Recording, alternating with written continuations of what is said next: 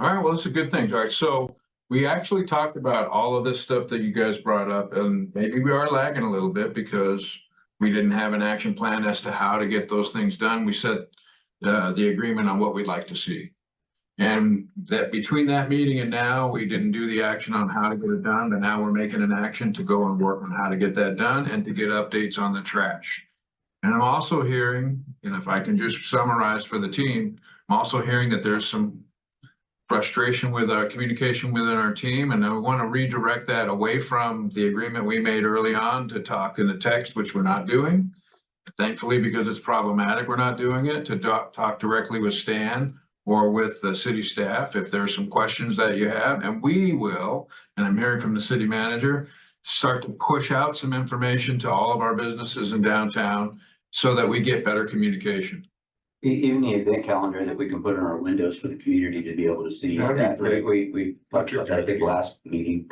That would still be a good thing, I think, for the community to be able to see it and list of everything that's going on in the community for the next month, even if it's not on there. You know, if they haven't went to council, got approval yet or whatever, at least we have an idea of what's coming up. We're pretty regular on the rib cook-off, Pioneer Days, Spring Festival, all that stuff. That's usually, you know, we know where those are at anyways, but any additional things, book fairs in the park, we get a lot of that stuff that, you know, we don't know about it, and the community doesn't know about it, and it'd be neat to see. I think that's true. And the communication, if I can address another one of Rob's concerns in summary, the committee was never, the intentions of the committee were never to choose favorites. They weren't. Everybody can participate in this, and that's what that's about. And so this has never been against the chamber or for the chamber or for the car show or against the car show. It's just creating the conditions. And so I think if we communicate better, that will help a lot. Sure. And that's been a topic of communication for many, many, many years.